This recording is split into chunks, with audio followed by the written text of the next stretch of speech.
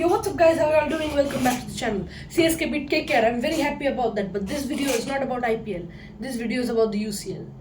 And today I'm going to be reviewing the match which was between the two best teams in the UCL this year. The two favourites to win the entire tournament. Who am I talking about? Of course, bro. City Madrid. So let's get started. So Pep Guardiola announces a playing 11 which didn't include Kevin De Bruyne, who was Manchester City's ace player. And he is Manchester City's ace player. I was absolutely shocked, but at the end of the match I realized what a tactical and technical genius Pep Guardiola is. So let's get started with it. Why? So firstly I want to clear that I am a City fan, so this match is going to be in like eyes of City and not of Madrid. I'm going to be capitalizing on both teams, but more so on City. So the match starts, and in the second minute Real Madrid commits a foul. Who commits a foul? Tchouaméni. And this is one of the reasons why De Bruyne didn't play. Instead of De Bruyne, who was there in the 11? Kovacic. I have the scoreline here on my iPad. So Bernardo Silva was playing right wing, Grealish was playing left wing, my favorite left, Phil Foden was playing cam, and at the back with Rodri in the central defensive midfield was Kovacic. Kovacic, the cam and the wingers are both guys who run towards the opponent's goal, whichever position they are playing in. They like making them runs, and that is exactly why Kovacic was played instead of De Bruyne. Three guys making the runs is perfectly fine, but one extra guy, of course, better. Why would you say that? Because they need goals. No sir, that was not the reason. The reason was Tchouaméni, Eduardo Camavinga, Vinicius Jr. and Jude Bellingham were all coming into this match with yellow cards, and if they got another yellow, it meant that they were going to be out of the second leg, which was at the Etihad, which is anyway a big advantage for City. And what City wanted happened. Real Madrid fell into the traps, and the free kick was awarded to Manchester City, and Bernardo Silva in the second minute took the free kick. Absolute brilliant free kick. He didn't try and make a beautiful looking curve or something that David Beckham is very good at. He saw that there was a big space in the goal where the goalkeeper was standing, nor was there a wall. He just kicked the ball and slotted it in there. Manchester City 1 and Real Madrid 0. Now the match goes on, but the 12th minute comes around, and what happens? Eduardo Camavinga was making a good run. He had gone past either Kovacic or Rodri, I don't remember one of them, but then he decides to do something daredevilish. What does he do? He takes a shot. He is not one who scores many goals because he's a CDM. He can also play left back. We know the meme. He can do every, he can do all positions. But what happens is that he takes a shot.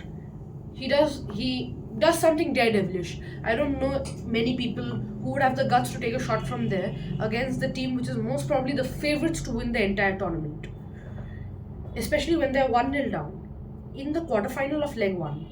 In the leg 1 of the quarterfinals. He takes a shot, and the ball takes a deflection of Ruben Diaz's back and goes into the goal.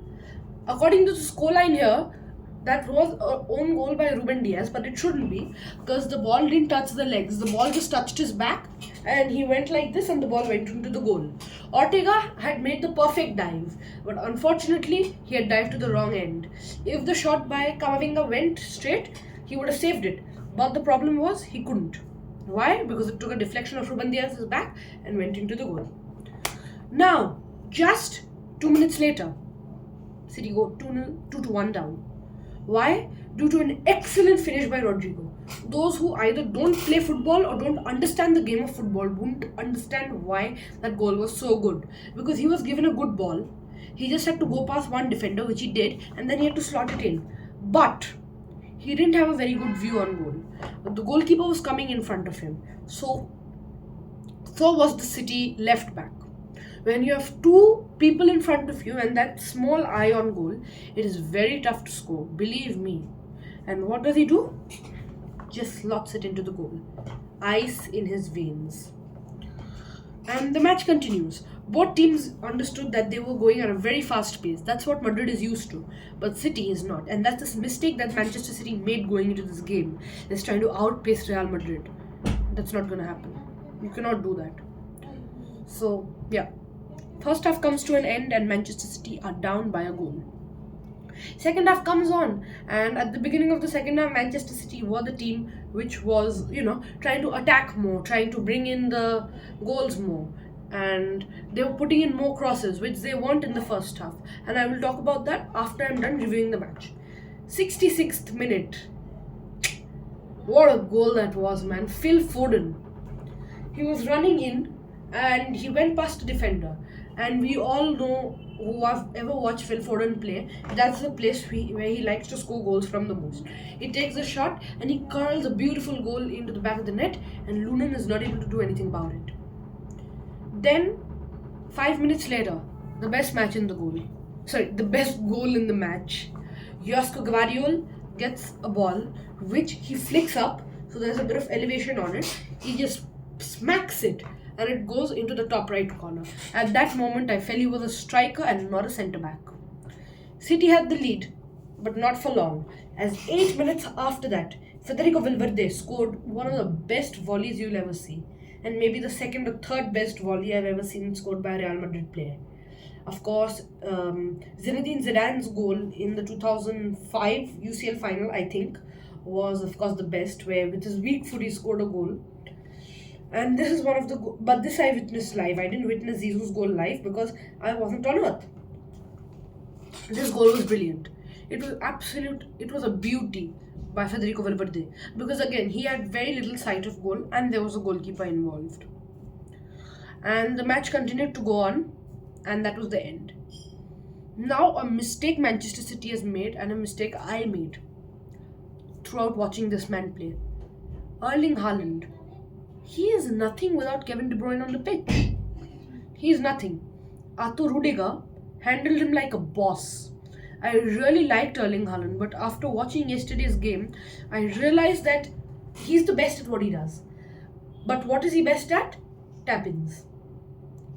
Which is not the best attribute to be best at. You should have that capability to run in and score. I don't like Kylian Mbappe, not because I used to like Erling Haaland a lot. I just don't like him because, all the things which went on with him and Messi and Neymar and PSG, I have never liked him after that. But he has that capability. Cristiano Ronaldo, he has that capability. Whenever little Messi plays strike, he usually plays centre forward. But Messi definitely has that capability. He has the capability of swirling defenders, going around them. And he has the long shot capability. Haaland doesn't. And yeah, that's why Erling Haaland, according to me, shouldn't play in the second half as a striker. Like, as a starter, I meant. In the starting 11. I think City should go back to playing a false 9, which they did in 18-19 or 19-20. And where Aguero played centre forward. I think the role of centre forward will match Phil Foden very well. I think City should start off like that. And after about being 60 minutes into the game, looking at the scoreline, City can decide to either push back and hold their lead, or if they need that goals, then Haaland can come on as a power sub, and Rudiger and the others wouldn't be expecting Haaland to be brought on at that time.